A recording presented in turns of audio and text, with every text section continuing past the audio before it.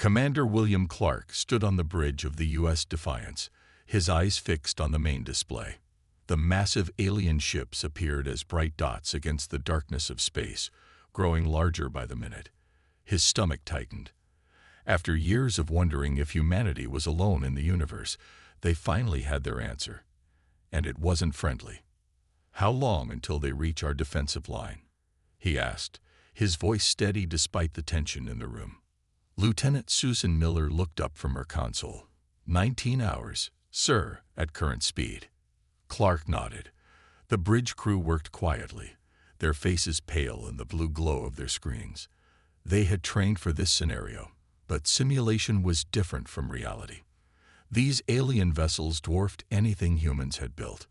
"Commander," called out Communications Officer Alan Grant, "we're receiving a transmission from the lead ship." Clark straightened his uniform. "Put it on screen." The main display flickered, revealing a humanoid figure with pale blue skin and large black eyes. Its head was elongated, and what appeared to be breathing gills pulsed slowly on its neck. "I am High Commander Zolfar of the Xorian Empire," the alien said, its mouth moving strangely around the English words. "Your planet has been assessed and found wanting. The Xorian Empire claims this solar system. You will surrender within 1 Earth rotation or face extinction." Clark stepped forward. "This is Commander William Clark of the United Earth Defense Force. We are a peaceful species, but we will defend our home. Perhaps we can discuss." "There is nothing to discuss," Zolfar interrupted. "We have studied your broadcasts. Your species is divided, primitive, and inefficient. You waste resources on conflict among yourselves. The universe has no place for such weakness." The transmission ended abruptly, leaving the bridge in silence. "Well, that was rude," said Dr. Elaine Murphy, the ship's science officer. She pushed her glasses up her nose, a habit when she was thinking. "But informative." Clark turned to her. "How so?" "They'd been watching us long enough to learn our language. They believe they understand us, but they've only seen our surface." She smiled slightly. "That's their first mistake." Within the hour, the United Earth Defense Council gathered in their underground headquarters beneath the Rocky Mountains. Representatives from every nation sat around a large circular table, their faces grim as they watched the recording of Zolfar's message. General Peter Martinez, head of the council, stood up after the video ended. "Ladies and gentlemen, we face the greatest threat in human history. Our long-range scans confirm the Xorian fleet consists of over 50 warships, each with technology that appears to be decades beyond our own. Then surrender is our only option," said the representative from Japan quietly. "No," Commander Clark said firmly. He had been called to give his assessment. "The Xorians have made assumptions about us. They see our differences as weakness. They don't understand that human diversity is our strength." Dr. Murphy, who stood beside him, nodded. "Their communication shows signs of a rigid thought structure.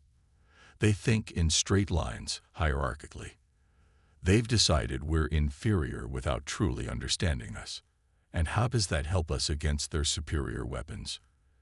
asked the Russian representative. "Because predictable enemies can be defeated," Clark replied. "Dr. Murphy, and I believe we can find weaknesses in their systems if we're given the resources." General Martinez studied them for a long moment, then nodded. "You have 12 hours. Meanwhile, we'll prepare our defenses and evacuate civilians from coastal cities." As the meeting broke up, Clark and Murphy hurried to the research wing where a team of scientists waited. "Do you really think we can find a weakness in time?" Murphy asked quietly. Clark looked at her, his blue eyes determined. "We have to. Because there's one thing those aliens don't understand about humans." "What's that?" "We're at our best when our backs are against the wall." He pulled up the alien ship schematics on the main screen. "Let's make sure underestimating us is the last mistake they ever make." High Commander Zolfar stepped into the meeting room at the United Nations building in New York. His 7-foot frame towered over the humans present. 2 armed Saurian guards stood behind him. their scaled skin reflecting the fluorescent lights. The room fell silent. "I am here to accept your surrender," Zulfar announced. He didn't sit down at the large table where Earth's representatives waited. "We are here to discuss terms," replied Ambassador Lily Wilson calmly. "Please join us." Zulfar made a sound that might have been a laugh. "There are no terms to discuss. The Exorian Empire has deemed your species unworthy of equal standing. Your technology is primitive. Your social structures are chaotic. You will serve the Empire or be removed." Dr. Elaine Murphy sat quietly in the corner, recording every word and gesture. She noticed how Zulfar's gills fluttered when he spoke of human inferiority. "Pride," she thought. "Their weakness is pride. Perhaps we could show you some of our recent advancements," Ambassador Wilson suggested. "We have made great progress in quantum computing, clean energy." "We mastered those fields 10,000 years ago," Zulfar interrupted. "Your achievements are like a child showing a crude drawing to a master artist." As the meeting continued, Dr. Murphy slipped out quietly. She had seen enough. She hurried back to the Defense Council's temporary headquarters in a secured hotel nearby, where Commander Clark waited for her report. "They're overconfident," she told him immediately. "They believe they know everything about us from our broadcasts and limited observations. They aren't looking deeper." "Can we use that?" Clark asked. "Absolutely. They follow strict patterns in their communications and likely in their military tactics as well. They value order above all else." Clark smiled slightly. "Then chaos might be our weapon." Meanwhile, across the Atlantic Ocean, Navy SEAL Lieutenant John Hayes and his team approached a small Xorian scout ship hovering over the waters near Iceland. The aliens had deployed these unmanned vessels around Earth, presumably to monitor human activities. "Remember, we need it intact," Hayes whispered into his radio. His team moved through the water silently, using new stealth suits developed specifically for this mission. The scout ship was only 30 feet across, suspended 10 feet above the dark water. It hummed softly. Its sensors pointed toward Reykjavik in the distance. Hayes gave the signal. 6 grappling hooks shot upward simultaneously, attaching to the underside of the craft. The ship's systems didn't register the hooks as a threat, another oversight by the Xorians, who hadn't considered that humans might use such simple technology against them. The team pulled themselves up and attached a small device to the ship's hull. Within seconds, the craft's lights flickered and went dark as the EMP disabled its security systems. Hayes cut through the bottom hatch with a laser tool, and his team slipped inside. "We're in," he reported back to base. "Beginning data extraction now." Back in New York, Commander Clark received the news with relief. If Hayes could capture the scout ship's data, they might learn crucial information about Xorian shield technology. The meeting with Zulfar ended with his ultimatum still standing: surrender within the remaining hours or face destruction. As the alien delegation departed, Ambassador Wilson joined Clark and Dr. Murphy. "He didn't even try to understand us," Wilson said, her voice tight with frustration. "Good," Clark replied. "Let them think we're simple and predictable. It gives us an advantage." Dr. Murphy's tablet beeped with an incoming transmission. Her eyes widened as she read it. Lieutenant Hayes got the data. "The Exorian shields operate on a synchronized frequency that changes at regular intervals." "Can we disrupt it?" Clark asked. "Maybe. Their system is complex, but it follows strict mathematical patterns. They think it's too advanced for us to understand, but that's their mistake." Murphy's fingers flew across her tablet. "If we can predict the pattern, we can break through their shields at the right moment." Clark nodded, his expression determined. "Then we have our first real chance. Tell Hayes to get that data to Engineer Summers immediately. We have less than 18 hours to turn the aliens' arrogance into our advantage." The underground command center buzzed with activity. 12 hours had passed since first contact, and time was running out. Commander Clark stood in front of a large digital map showing the positions of the Xorian fleet. The alien ships had formed a perfect circle around Earth, waiting for the surrender deadline. "They're so orderly," Clark said. "Look at their formation. Not a single ship out of place." Dr. Murphy nodded. "They value precision above all else. Their minds work like their ships, in perfect, predictable patterns. And that will be their downfall." Clark turned to address the room full of military leaders and scientists. "Ladies and gentlemen, we have one chance to defend our planet. The Xorians believe we're primitive, disorganized, and incapable of understanding their technology. We're going to use that against them." He pulled up the data Lieutenant Hayes had stolen from the scout ship. "Thanks to Lieutenant Hayes and his team, we now understand how Xorian shields work.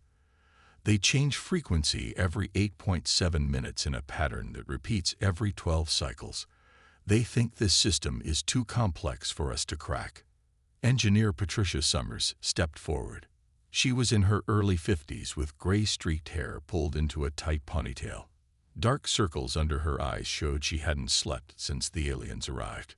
"We've analyzed their shield technology," she explained. "It's advanced, but it has a weakness.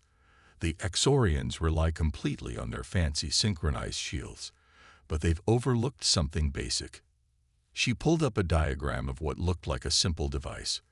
"This is an electromagnetic pulse generator. Old technology by our standards, ancient by theirs.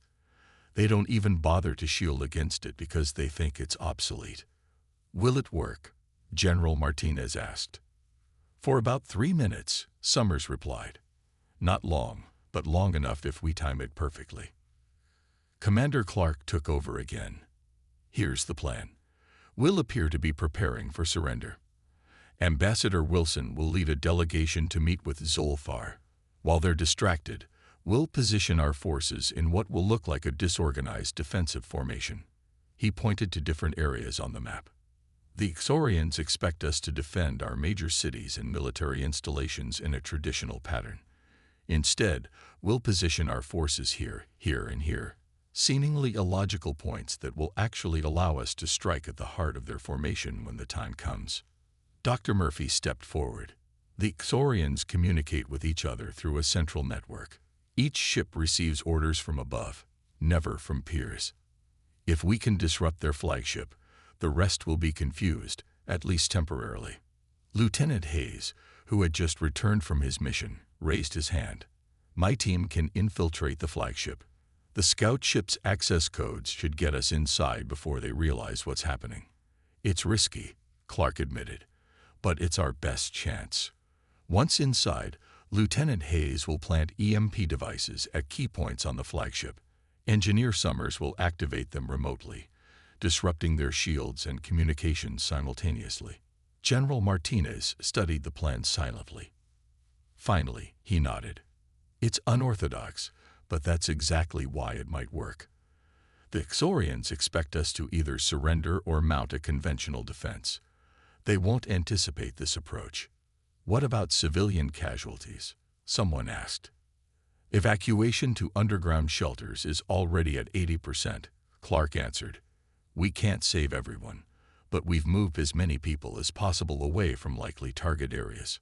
The room fell silent as everyone considered what was at stake. Humanity's very existence depended on the success of this desperate plan. "Let's proceed," General Martinez ordered. "Ambassador Wilson, prepare your delegation. Make it convincing. We need the Xorians to believe we're ready to surrender. Lieutenant Hayes, get your team ready for infiltration. Commander Clark, coordinate our defensive positions. Engineer Summers, make sure those EMP devices work perfectly." As the meeting broke up, Dr. Murphy approached Clark. "Do you think this will work?" she asked quietly.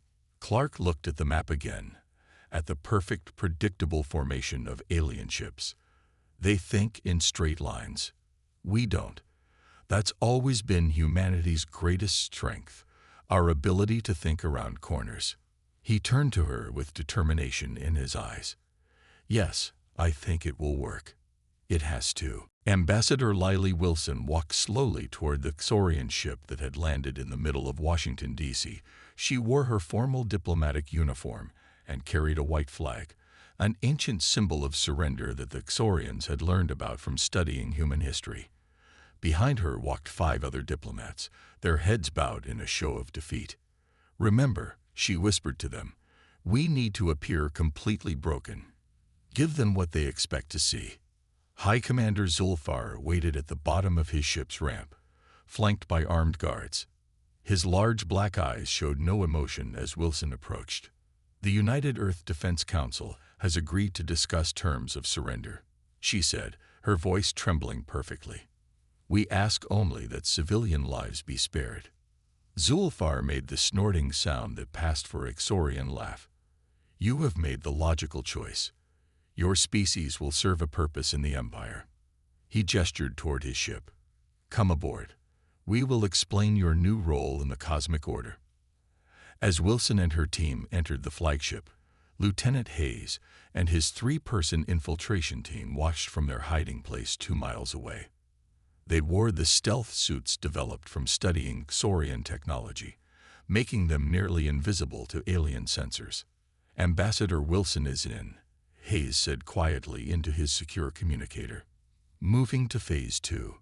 Hayes and his team approached a smaller Xorian vessel that had landed to deploy monitoring equipment.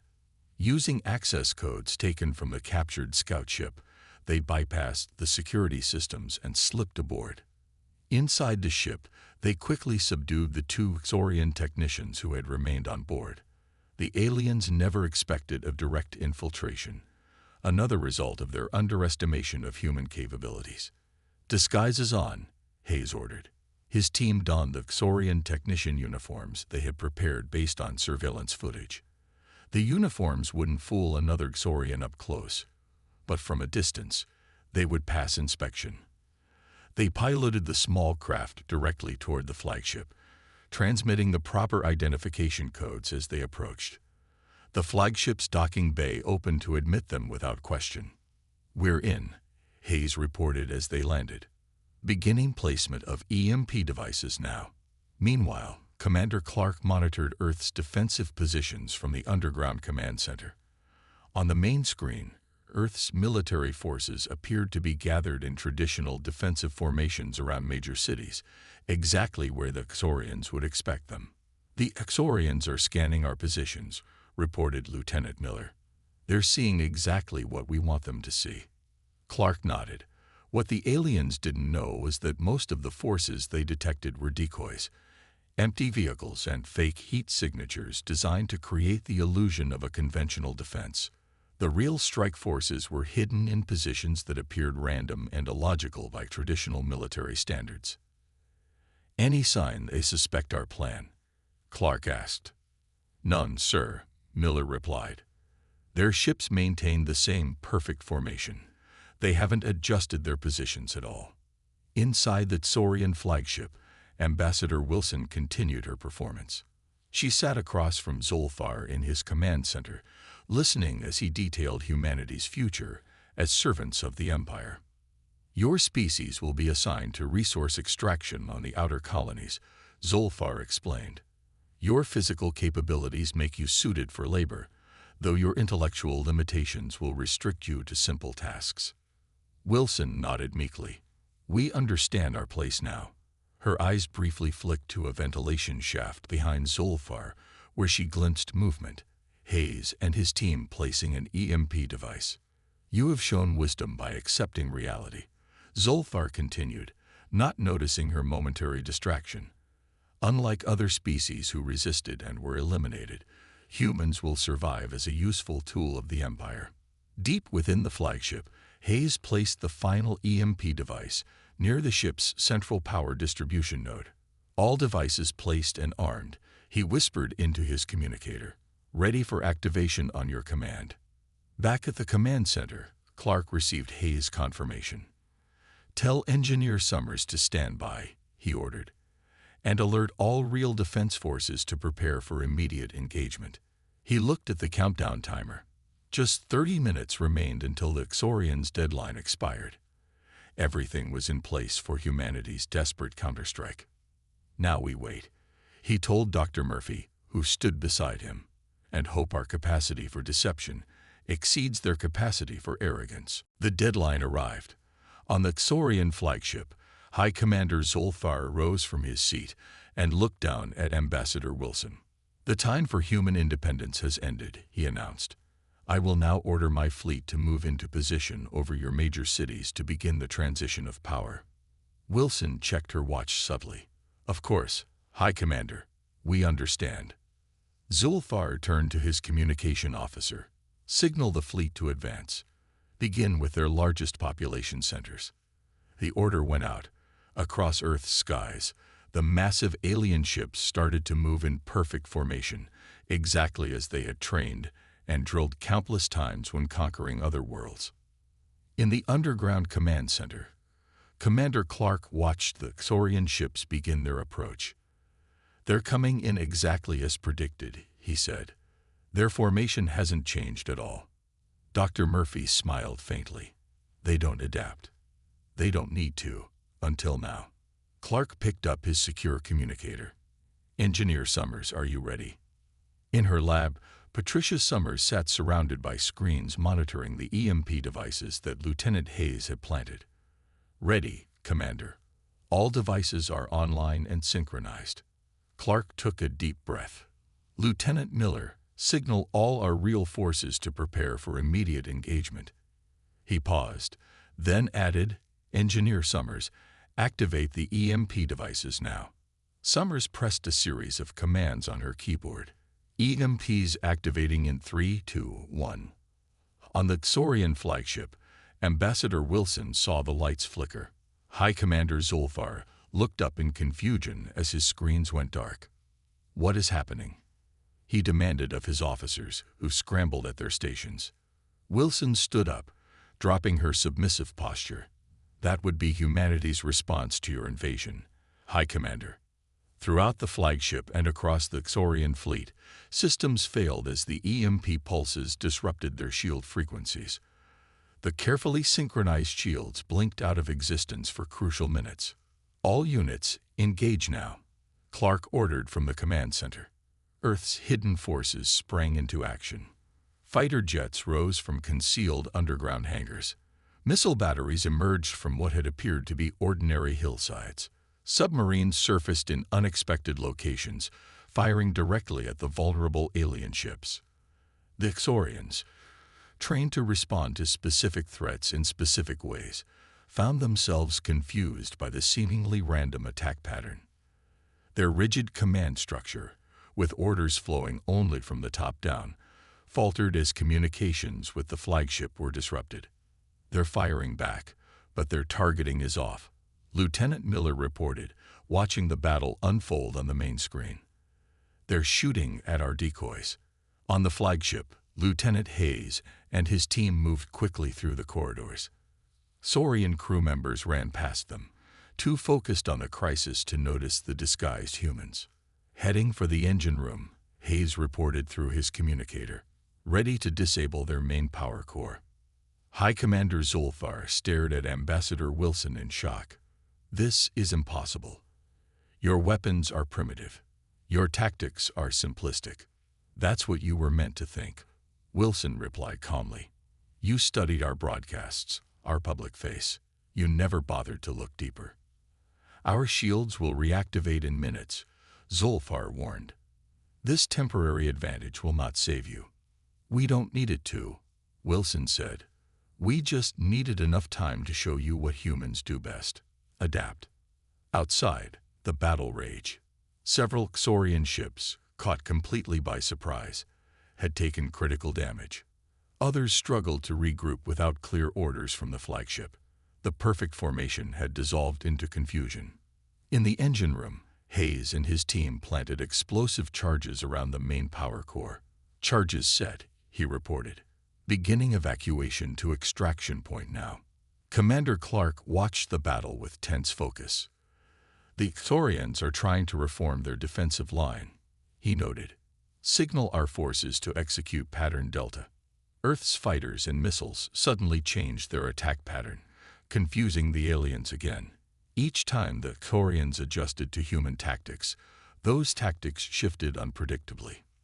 Their shields are starting to come back online, Dr. Murphy warned, monitoring the data feeds. Clark nodded grimly. We knew they would. Lieutenant Hayes, status report. Charges ready to detonate on your command. Hayes responded, his voice tense. Team is at extraction point Bravo, ready for pickup. Execute, Clark ordered.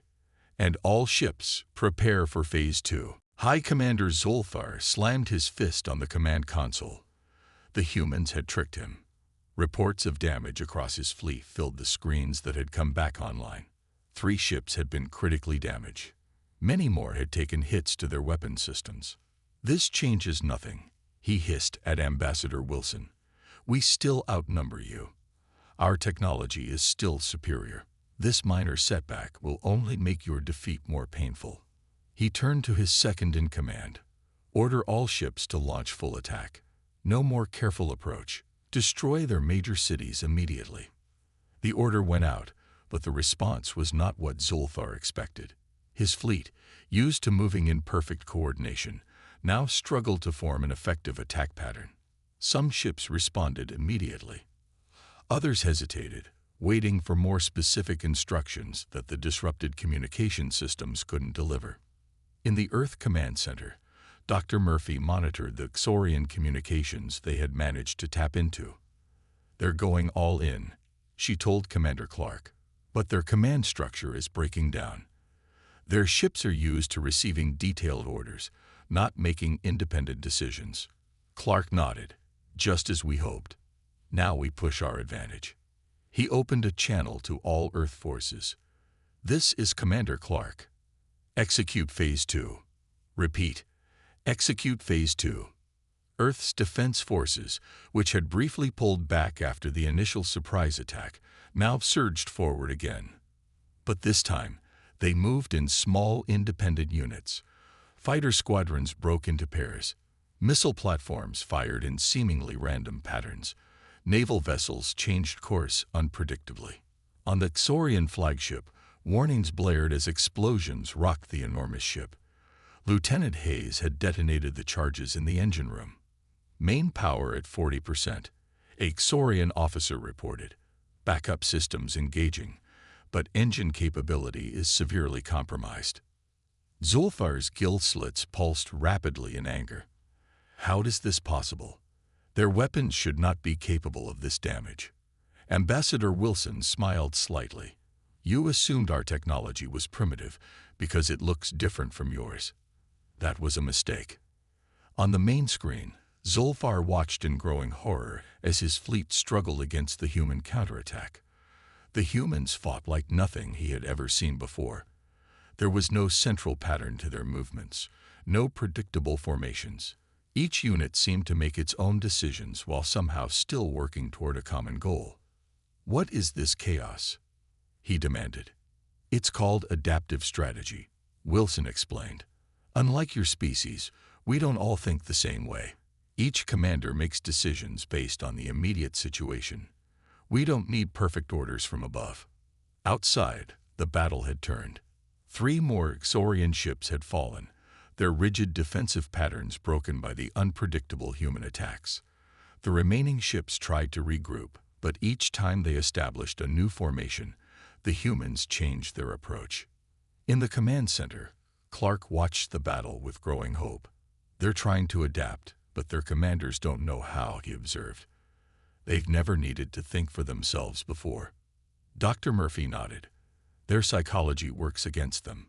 They value order and hierarchy so highly that individual initiative is seen as dangerous. Send word to all commanders, Clark ordered. Keep changing tactics. Don't establish any pattern they can learn from. Back on the flagship, Zolfar made a desperate decision. Pull all ships back into defensive formation Alpha. We will regroup and then strike with our full remaining power. His fleet began to pull back, trying to reestablish their perfect, practiced formation. But the human forces didn't allow them the time to reorganize. Small, fast attack craft darted between the larger alien ships. disrupting their movements. Precisely targeted strikes hit communication arrays, further isolating the Xorian commanders from one another. High Commander, his second-in-command reported, "We've lost contact with the eastern quadrant of our fleet. 7 ships are not responding to command signals." Zulfar stared at the tactical display in disbelief. His perfect invasion force was in disarray, broken by what should have been a primitive, easily conquered species. "Impossible," he whispered. "Their strategy defies all military logic." Ambassador Wilson's voice was calm. "That's humanity's greatest strength, High Commander. When our survival is threatened, logic is just one of many tools at our disposal." 3 hours after the battle began, the Xorian fleet retreated. 15 of their ships had been destroyed or disabled. The rest pulled back to a safe distance from Earth, gathering around their damaged flagship. Inside the Earth Command Center, tired but triumphant faces watched the alien ships withdraw. For the first time since the Xorians arrived, people allowed themselves to smile. "They're regrouping at coordinates 47 to 1823, Lieutenant Miller reported. "Their formation is uneven. Several ships appear to be operating on backup power only." Commander Clark nodded. "Keep all defense systems active. This may be just a tactical retreat." The command center door opened, and Lieutenant Hayes walked in. His uniform was torn, and a cut above his eye had been hastily bandaged. But he was grinning. "Reporting mission complete, sir," he said, saluting Clark. "And we brought back a souvenir." Behind him, 2 of his team members escorted a tall, blue-skinned figure. High Commander Zulfar, his ornate uniform scorched and torn, was now a prisoner of Earth. "We found him trying to reach an escape pod after the engine room explosion," Hayes explained. "Thought he might be useful." Clark approached the alien leader, whose black eyes were filled with confusion and anger. "High Commander," Clark said, "welcome to Earth, as our guest rather than our conqueror." Zulfar drew himself up to his full height. "This temporary setback changes nothing. The Empire will send more ships. We will not be defeated by primitives." Dr. Murphy stepped forward. "Perhaps you'd like to see something before making more threats." She turned to a large screen and pulled up images from the battle. "This is how we defeated your superior forces." She played recordings showing Earth's forces adapting their tactics in real time, making decisions that no Xorian commander would ever attempt. Ships moving in ways that seemed random but were actually carefully coordinated. Fighters taking incredible risks that paid off because the Xorians couldn't predict such illogical maneuvers. "Impossible," Zulfar whispered. "Your species should not be capable of this level of coordination without central control." "That's where you made your mistake," Clark explained. "You saw our differences as weakness. You thought because we don't all think the same way, we can't work together effectively. The truth is the opposite." General Martinez entered the room, having just arrived from a meeting with world leaders. He looked at the captured alien commander with interest. "The United Earth Defense Council has made a decision," Martinez announced. "We will offer the remaining Xorian fleet a choice: peaceful withdrawal or complete defeat." Zulfar's gill slits flared in anger. "You cannot defeat the entire empire." "Perhaps not," Martinez agreed. "But we can make it extremely costly for you to try, and we'll share what we've learned about your technology with every other species you've threatened." Dr. Murphy opened a communication channel to the Xorian fleet. On the screen, a surprised alien officer appeared, clearly not expecting to see his High Commander standing among humans. "This is Earth," Martinez said formally. "Your invasion has failed. Your High Commander is our prisoner. We offer you this choice: leave our solar system in peace, or continue a battle you cannot win." The Xorian officer looked uncertain, unprepared for making such a decision without orders from above. "The correct choice is obvious," Zulfar finally said, his voice resigned. "Withdraw. Return to the Empire. Report what you have witnessed here." After the communication ended, Clark turned to Zulfar. "You'll remain with us while your fleet withdraws, as insurance against any last-minute heroics. "What happens to me after that?" the alien asked. "You'll be free to rejoin your people," Clark answered, "with a message for your empire." "What message?" Dr. Murphy smiled. "That diversity is strength. That different ways of thinking create resilience. That underestimating a species because they don't think like you is a dangerous mistake." Over the next few hours, the Saurian fleet moved away from Earth, their perfect formation now a ragged retreat. Military leaders around the world celebrated cautiously, aware that this might be just the first encounter with the vast Saurian Empire. As Zulfar watched his fleet leave, he turned to Clark. "You realize the Empire will not forget this defeat." "Good," Clark replied, "because neither will humanity. And next time, you won't have the advantage of surprise or the disadvantage of underestimating us."